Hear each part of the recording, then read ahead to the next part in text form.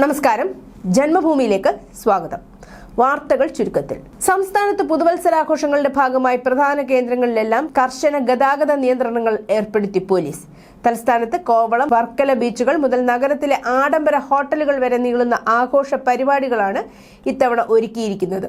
Fort കൊച്ചിയിലെ പുതുവത്സരാഘോഷത്തിന് സമാനമായി ഇത്തവണ വെള്ളാറിലെ കേരള ആർട്ട് ആൻഡ് ക്രാഫ്റ്റ് വില്ലേജിൽ പാപ്പാഞ്ഞിയെ കത്തിക്കും. ഇതിനായി 10 കലാകാരന്മാർ ചേർന്ന് 40 അടി ഉയരമുള്ള പാപ്പാഞ്ഞിയാണ് തയ്യാറാക്കിയിട്ടുള്ളത്. നടൻ മോഹൻലാലിന്റെ അമ്മയും പരേതനായ കെ വിശ്വനാഥൻ നായരുടെ മുൻ ലോ സെക്രട്ടറി ഭാര്യയുമായ ജി ശാന്തകുമാരി നിര്യാതയായി. 90 വയസ്സായിരുന്നു. എളമക്കരയിലെ മോഹൻലാലിന്റെ വസതിയായ ശ്രീ ഗണേഷിൽ ഇന്നലെ ഉച്ചയ്ക്ക് 1:35 അന്ത്യം. മൃതദേഹം തിരുവനന്തപുരം മുടവൻമുകൾ കേശവദേവ് റോഡിലെ വസതിയായ ഹിൽ വ്യൂവിലേക്ക് കൊണ്ടുവന്നു. സംസ്കാരം ഇന്ന് വൈകിട്ട് 4 വീട്ടുവളപ്പിൽ നടക്കും. മരണസമയത്ത് മോഹൻലാൽ, ഭാര്യ സുചിത്ര മോഹൻലാൽ, മകൾ വിസ്മയ മോഹൻലാൽ എന്നിവർ അരികിലുണ്ടായിരുന്നു. പരേതനായ പ്യാരേലാലാണ് മറ്റൊരു മകൻ. മറ്റു ചെറുമക്കൾ നീരജ്, പ്യാരേലാൽ, പ്രണവ് മോഹൻലാൽ. വാർദ്ധക്യ സഹജമായ അസുഖങ്ങളെ തുടർന്ന് ഏറെ നാൾ ചികിത്സയിലായിരുന്നു. അമൃത ആശുപത്രിയിലായിരുന്നു ചികിത്സ. 2 വർഷം മുമ്പ് പക്ഷാഘാതത്തെ തുടർന്ന് സംസാരിക്കാൻ കഴിയാത്ത അവസ്ഥയിലായിരുന്നു. ശബരിമല സ്വർണ്ണാപഹരണ കേസിൽ പ്രതികളുടെ മൊഴികളിൽ പരാമർശിക്കപ്പെട്ടവരിൽ നിന്ന് വിശദീകരണം തേടാത്തത് ഹൈക്കോടതിയെ പ്രകോപിപ്പിച്ചിരുന്നു. ഇക്കാര്യം പൂർണ്ണമായും അന്വേഷിച്ച് വസ്തുത കണ്ടെത്തണമെന്നായിരുന്നു ഹൈക്കോടതി നിർദ്ദേശം. ഈ സാഹചര്യത്തിലാണ് മുൻ മന്ത്രി കടകംപള്ളി സുരേന്ദ്രനെ ചോദ്യം ചെയ്യാൻ അന്വേഷണ സംഘം തീരുമാനിച്ചത്. സർക്കാരിനേൽക്കുന്ന പരിക്ക് കുറയ്ക്കാൻ കൂടിയാണ് മൊഴിയെടുത്തതെന്ന് വ്യാഖ്യാനവും വരുന്നുണ്ട്. പ്രതികളുടെ വെളിപ്പെടുത്തലും കടകംപള്ളിയുടെ മൊഴിയും ഒത്തുനോക്കി വസ്തുത പരിശോധിച്ചാണ് ഹൈക്കോടതിയിൽ റിപ്പോർട്ട് നൽകുക. ചോദ്യം ചെയ്യാതെ ഒഴിവാക്കിയാൽ മതിയായ കാരണം വെളിപ്പെടുത്തേണ്ടി വരും. തെളിവുകളില്ലാതെ ഒഴിവാക്കിയാൽ അന്വേഷണ സംഘത്തിന് വീണ്ടും വിമർശനം കേൾക്കേണ്ടിയും വരും. കടകംപള്ളി ഒരു പരിധിവരെ സുരക്ഷിതനാണെങ്കിലും PS പ്രശാന്തിന്റെ നില പരുങ്ങലിലാണെന്നാണ് ലഭ്യമാകുന്ന വിവരം. എല്ലാം ചട്ടപ്രകാരമെന്ന് അവകാശപ്പെടുമ്പോഴും 2025 ഭരണസമിതിയുടെ ഭാഗത്തുണ്ടായ ചില വീഴ്ചകൾ അന്വേഷണത്തിൽ തെളിഞ്ഞിട്ടുണ്ട്. ശബരിമല സ്വർണ്ണക്കൊള്ളയിൽ രാജ്യാന്തര ബന്ധമുള്ള കണ്ണി എന്ന പ്രവാസി വ്യവസായി മൊഴി നൽകിയ ഡിണ്ടിഗൽ സ്വദേശി ഡി മണിയെ SIT ചോദ്യം ചെയ്ത ശേഷം വിട്ടയച്ചു. ഇന്നലെ രാവിലെ 10:30 മണിയും സഹായിയായ ബാലമുരുകനും SIT ഓഫീസിലെത്തിയത്. ചോദ്യം ചെയ്യൽ 10 മണിക്കൂർ നീണ്ടു. ഉച്ചയോടെയാണ് മണിയുടെ മറ്റൊരു സഹായിയായ ശ്രീകൃഷ്ണൻ ഹാജരായത്. രാത്രിയോടെയാണ് 3 പേരെയും വിട്ടയച്ചത്. മലപ്പുറം ജില്ലാ വിഭജനം എന്ന ആവശ്യം വീണ്ടും സജീവമാകുന്നു. മുസ്ലിം ലീഗിന് പിന്നാലെ കേരള മുസ്ലിം ജമാഅത്തും ഈ ആവശ്യവുമായി രംഗത്തെത്തി. മലപ്പുറം ജില്ലയിലെ 47 ലക്ഷത്തോളം വരുന്ന ജനങ്ങൾക്ക് നിലവിലെ ഭരണ സൗകര്യങ്ങൾ പരിമിതമാണെന്നും ജില്ല വിഭജിച്ചാൽ മാത്രമേ വികസനവും സൗകര്യങ്ങളും എല്ലാവർക്കും ഉറപ്പാക്കാൻ സാധിക്കൂ എന്നും കേരള മുസ്ലിം ജമാഅത്ത് ജില്ലാ പ്രസിഡന്റ് കൂറ്റമ്പാറ അബ്ദുറഹ്മാൻ ദാരിമി അഭിപ്രായപ്പെട്ടു. മുഖ്യമന്ത്രി പിണറായി വിജയന്റെ ഏകാധിപത്യ ശൈലി അദ്ദേഹമോ പാർട്ടിയോ തിരുത്തണം. അത് സാധിക്കുന്നില്ലെങ്കിൽ നിയമസഭാ തെരഞ്ഞെടുപ്പിൽ പിണറായി മാറി നിൽക്കുന്നതാകും നല്ലത്. തദ്ദേശ തെരഞ്ഞെടുപ്പിലെ വൻ തോൽവി വിലയിരുത്തിയ CPI സംസ്ഥാന കൗൺസിൽ യോഗത്തിൽ ഈ കടുത്ത ആവശ്യം വരെ ഉയർന്നു. പിണറായിയുടെ ശൈലിക്കെതിരെ രൂക്ഷ വിമർശനമാണ് ഉണ്ടായത്. 3.5 വയസ്സുള്ള കുട്ടിയോടൊപ്പം രാസലഹരി വിൽപ്പനയ്ക്കെത്തിയ ദമ്പതികൾ പിടിയിൽ. ബംഗളൂരുവിൽ താമസക്കാരായ കണ്ണൂർ തയ്യിൽ സ്വദേശി ഷാഹുൽ ഹമീദ്, ഭാര്യ നജീമ എന്നിവരാണ് പിടിയിലായത്. ഇവരിൽ നിന്ന് 70.66 ഗ്രാം MDMA പിടികൂടി. ഷാഹുൽ ഹമീദും നജീമയും രാസലഹരിയുമായി ബംഗളൂരുവിൽ നിന്ന് കണ്ണൂരിലേക്ക് ബസ്സിൽ വരുന്നുണ്ടെന്ന് കണ്ണൂർ സിറ്റി പോലീസ് മേധാവിക്ക് രഹസ്യ വിവരം ലഭിച്ചിരുന്നു. ഇതിന്റെ അടിസ്ഥാനത്തിൽ ഡാൻസ് ഓഫ് സംഘം കണ്ണൂർ ജില്ലാ ആശുപത്രി പരിസരത്ത് നിലയുറപ്പിച്ചു. ഇന്നലെ രാവിലെ ബസ്സിലെത്തിയ ദമ്പതികൾ ഓട്ടോറിക്ഷയിൽ ആശുപത്രി പരിസരത്തേക്ക് വരുമ്പോൾ ഡാൻസ് ഓഫ് സംഘാംഗങ്ങൾ ഓട്ടോറിക്ഷ വളഞ്ഞു. തുടർന്ന് നടത്തിയ പരിശോധനയിലാണ് നജീമയുടെ ദേഹത്ത് ഒളിപ്പിച്ച നിലയിൽ MDMA കണ്ടെത്തിയത്. സർക്കാർ ജീവനക്കാരുടെയും അധ്യാപകരുടെയും പെൻഷൻകാരുടെയും ആരോഗ്യ സുരക്ഷാ പദ്ധതിയായ മെഡിസെപ്പ് 2ാം ഘട്ടം ജനുവരി 1 മുതൽ തുടങ്ങില്ല.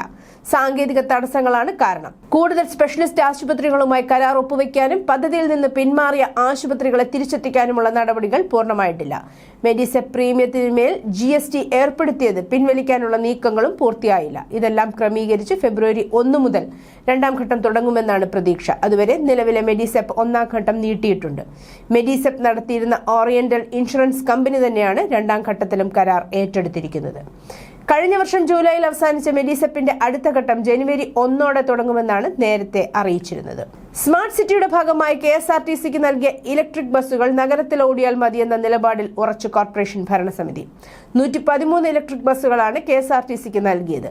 നഗരത്തിലെ വായുമലിനീകരണം കുറയ്ക്കാൻ സ്മാർട്ട് സിറ്റി ഫണ്ട് ഉപയോഗിച്ച് KSRTCക്ക് കോർപ്പറേഷൻ വാങ്ങി നൽകിയ ഇലക്ട്രിക് ബസ്സുകൾ നഗരത്തിൽ തന്നെ ഓടിയാൽ മതിയെന്ന നിലപാട് തുടരുകയാണ് മേയർ വി രാജേഷ്. കോർപ്പറേഷൻ വാങ്ങി നൽകിയ 113 ബസ്സുകളിൽ നല്ലൊരു ഭാഗവും സംസ്ഥാനത്തിന്റെ മറ്റു പല ഭാഗങ്ങളിലുമാണ് ഓടിക്കുന്നതെന്ന് മേയർ പറഞ്ഞു. ഇലക്ട്രിക് ബസ്സുകൾ ഇത്രയും നാൾ ഓടിയതിൽ കരാർ പ്രകാരം കോർപ്പറേഷന് ലഭിക്കേണ്ട ലാഭവിഹിതം KSRT നൽകിയിട്ടുണ്ടോ എന്നും പരിശോധിക്കുമെന്നും അദ്ദേഹം പറഞ്ഞു. മലപ്പുറത്തു നിന്നും ഗവിയിലേക്ക് വന്ന KSRTC ബസ് യാത്രയ്ക്കിടെ കത്തിനശിച്ചു. ബുധനാഴ്ച പുലർച്ചെ 3:45 കോട്ടയം മണിമല പഴയിടത്തിന് സമീപത്താണ് ബസ് കത്തിനശിച്ചത്. KSRTC ബജറ്റ് ടൂറിസത്തിന്റെ ഭാഗമായിട്ടാണ് മലപ്പുറം ഡിപ്പോയിൽ നിന്നും ചൊവ്വാഴ്ച രാത്രി 9 മണിയോടെ ബസ് ഗവിയിലേക്ക് പുറപ്പെട്ടത്. 28 യാത്രക്കാരാണ് ബസ്സിലുണ്ടായിരുന്നത്. യാത്രക്കാർക്ക് ആർക്കും പരിക്കേറ്റിട്ടില്ല. ആലുവ പുളിഞ്ചോട് ജംഗ്ഷനിലെ ആക്രിക്കടയിലുണ്ടായ തീപിടുത്തത്തിൽ വലിയ നാശനഷ്ടം. ഇന്നലെ വൈകിട്ട് 5:10 തീപിടുത്തമുണ്ടായത്. സമീപത്ത് കൂട്ടിയിട്ടിരുന്ന മാലിന്യത്തിൽ നിന്നുമാണ് ആക്രിക്കടയിലേക്ക് തീ പടർന്നത്.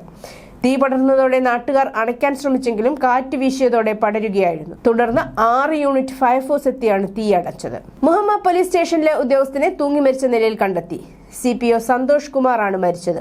45 വയസ്സായിരുന്നു. തിങ്കളാഴ്ച നൈറ്റ് ഡ്യൂട്ടി കഴിഞ്ഞ് പോയതായിരുന്നു സന്തോഷ് കുമാർ.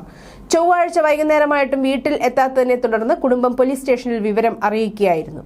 തുടർന്ന് നടന്ന അന്വേഷണത്തിലാണ് പോലീസ് സ്റ്റേഷന്റെ മുകളിലത്തെ അടച്ചുപൂട്ടിയ ടെറസിൽ സന്തോഷ് കുമാറിനെ മരിച്ച നിലയിൽ കണ്ടെത്തിയത്. മുഹമ്മ കപ്പേള സ്കൂളിന് സമീപമാണ് വീട്. ഭാര്യയും 2 പെൺമക്കളും അടങ്ങുന്നതാണ് കുടുംബം. രാജസ്ഥാനിലെ ഭിൽവാരയിൽ നിന്നുള്ള 26 വയസ്സുള്ള ഒരാളുടെ വയറ്റിൽ നിന്ന് ഇരുമ്പ് സ്പാനറുകളും ടൂത്ത് ബ്രഷുകളും ഡോക്ടർമാർ വിജയകരമായി നീക്കം ചെയ്തു. 2 മണിക്കൂർ നീണ്ടുനിന്ന ഈ ശസ്ത്രക്രിയയിൽ 2 ഇരുമ്പ് സ്പാനറുകളും 7 ടൂത്ത് ബ്രഷുകളുമാണ് നീക്കം ചെയ്തത്. യുവാവ് നിലവിൽ ആരോഗ്യവാനാണെന്ന് ഡോക്ടർമാർ പറഞ്ഞു. യുവാവിന് മാനസിക വിഭ്രാന്തി ഉണ്ടെന്നും അതിനാൽ അയാൾ അത്തരം വസ്തുക്കൾ വിഴുങ്ങിയിട്ടുണ്ടെന്നും ബന്ധുക്കൾ വെളിപ്പെടുത്തി. ചൈനയിൽ നിന്നുള്ള കയറ്റുമതിയിലെ കുതിച്ചുചാട്ടം തടയുക എന്ന ലക്ഷ്യത്തോടെ ഇന്ത്യ ചൊവ്വാഴ്ച തെരഞ്ഞെടുത്ത സ്റ്റീൽ ഉൽപ്പന്നങ്ങൾക്ക് 11 മുതൽ 12% 3 വർഷത്തെ ഇറക്കുമതി തീരുവ ഏർപ്പെടുത്തി. ആദ്യ വർഷം തീരുവ 12%, രണ്ടാം വർഷം 11.5%, മൂന്നാം വർഷം 11% കുറയ്ക്കും. ബംഗ്ലാദേശ് മുൻ പ്രധാനമന്ത്രി ഖാലിദാസിയുടെ സംസ്കാരം ബുധനാഴ്ച തലസ്ഥാനമായ ധാക്കയിൽ സോഹർ പ്രാർത്ഥനകൾക്ക് ശേഷം നടക്കുമെന്ന് രാജ്യത്തെ നിയമ ഉപദേഷ്ടാവ് ആസിഫ് നസ്രുൾ പറഞ്ഞു. ഖാലിദാസിയ ചൊവ്വാഴ്ച രാവിലെയാണ് മരിച്ചത്. 80 വയസ്സായിരുന്നു. ദീർഘകാലമായി അസുഖബാധിതയായിരുന്നു അവർ. വിദേശകാര്യമന്ത്രി S ജയശങ്കർ ഉൾപ്പെടെ ലോകമെമ്പാടുമുള്ള പ്രമുഖർ സംസ്കാര ചടങ്ങിൽ പങ്കെടുക്കും. ഇന്ത്യ ജപ്പാനെ മറികടന്ന് ലോകത്തിലെ 4ാമത്തെ വലിയ സമ്പദ് വ്യവസ്ഥയായി മാറിയെന്ന് സർക്കാർ ചൊവ്വാഴ്ച പ്രസ്താവനയിൽ പറഞ്ഞു. $4.18 ട്രില്യൺ വലിപ്പമുള്ള ഇന്ത്യ ലോകത്തിലെ ഏറ്റവും വേഗത്തിൽ വളരുന്ന പ്രധാന സമ്പദ് വ്യവസ്ഥ കൂടിയാണ്. 2028 ജർമ്മനിയെ മറികടന്ന് 3ാമത്തെ വലിയ സമ്പദ് വ്യവസ്ഥയാകാൻ ഒരുങ്ങുകയാണ് ഇന്ത്യ. ഇൻഡോറിലെ ഭഗീരഥ്പുര പ്രദേശത്ത് കഴിഞ്ഞ ഒരാഴ്ചക്കിടെ മലിനമായ കുടിവെള്ളം കുടിച്ചതിനെ തുടർന്ന് 3 പേർ മരിക്കുകയും 60-ലധികം പേർ രോഗബാധിതരാകുകയും ചെയ്തു. ഇത് നിവാസികളിൽ പരിഭ്രാന്തി പരത്തുകയും ജില്ലാ ഭരണകൂടത്തിന്റെയും ആരോഗ്യ അധികൃതരുടെയും അടിയന്തര പ്രതികരണത്തിന് കാരണമാവുകയും ചെയ്തു. മുഖ്യമന്ത്രി മോഹൻ യാദവ് ഉടനടി വൈദ്യസഹായം ഉറപ്പാക്കാനും മലിനീകരണത്തിന്റെ ഉറവിടം അന്വേഷിക്കാനും ഭരണകൂടത്തിന് നിർദ്ദേശങ്ങൾ നൽകുകയും ചെയ്തു. ക്യാബിനറ്റ് മന്ത്രിയും പ്രാദേശിക MLAയുമായ കൈലാഷ് വിജയവർഗിയ തിങ്കളാഴ്ച രാത്രി ആശുപത്രി സന്ദർശിച്ച് രോഗികളെയും അവരുടെ കുടുംബാംഗങ്ങളെയും കണ്ടു. ചൊവ്വാഴ്ച സൗദി അറേബ്യയുടെ നേതൃത്വത്തിലുള്ള സഖ്യസേന യമനിലെ ഒരു തുറമുഖ നഗരത്തിൽ ബോംബാക്രമണം നടത്തി. വിഘടനവാദി സേനയ്ക്കായി യുണൈറ്റഡ് അറബ് എമിറേറ്റ്സ് അയച്ച ആയുധങ്ങളും കവചിത വാഹനങ്ങളുമാണ് ആക്രമണത്തിന് ഇരയായതെന്ന് റിയാദ് പറഞ്ഞു. യമനിലെ തുറമുഖ നഗരമായ മുഗല്ലയിൽ സൗദി നടത്തിയ വ്യോമാക്രമണം UAEക്ക് കർശനമായ മുന്നറിയിപ്പ് നൽകി. ബോംബാക്രമണത്തെ തുടർന്ന് യമൻ ഭരണകൂടം UAE സൈന്യം 24 മണിക്കൂറിനുള്ളിൽ യമൻ വിടണമെന്ന അന്ത്യശാസനവും നൽകി. കഴിഞ്ഞ 2 ദിവസമായി നിരവധി ഇറാനിയൻ നഗരങ്ങളിലെയും പട്ടണങ്ങളിലെയും തെരുവുകളിൽ അരാജകത്വം പടർന്നു. US ഡോളറിനെതിരെ ഇറാനിയൻ റിയാലിന്റെ മൂല്യം $42,000 കൂടുതലായി താഴ്ന്നതും പണപ്പെരുപ്പം 42% അധികമായി ഉയർന്നതുമാണ് കാരണം. പരമോന്നത നേതാവ് ആയത്തുള്ള അലി ഖമേനിയുടെ പൗരോഹിത്യ ഭരണകൂടം 3 വർഷത്തിനിടയിലെ ഏറ്റവും വലിയ പ്രതിഷേധത്തെ നേരിടുകയാണ്. ആയത്തുള്ള അലി ഖമേനിയുടെ നേതൃത്വത്തിലുള്ള ഭരണകൂടത്തിന്റെ സുരക്ഷാ സേനയുമായി പ്രതിഷേധക്കാർ ഏറ്റുമുട്ടിയതോടെ പ്രധാന ഇറാനിയൻ നഗരങ്ങളിൽ മുല്ലമാർ രാജ്യം വിടണം, സ്വേച്ഛാധിപതിക്ക് മരണം എന്നീ മുദ്രാവാക്യങ്ങൾ മുഴങ്ങി. ഇപ്പോഴത്തെ അസ്വസ്ഥത വെറും ആഭ്യന്തര തിരിച്ചടിയാണോ അതോ വാഷിംഗ്ടൺ വളരെ കാലമായി ആഗ്രഹിച്ചിരുന്ന രാഷ്ട്രീയ സ്വാധീനമാണോ എന്നതാണ് ഇപ്പോൾ ഉയരുന്ന ചോദ്യം.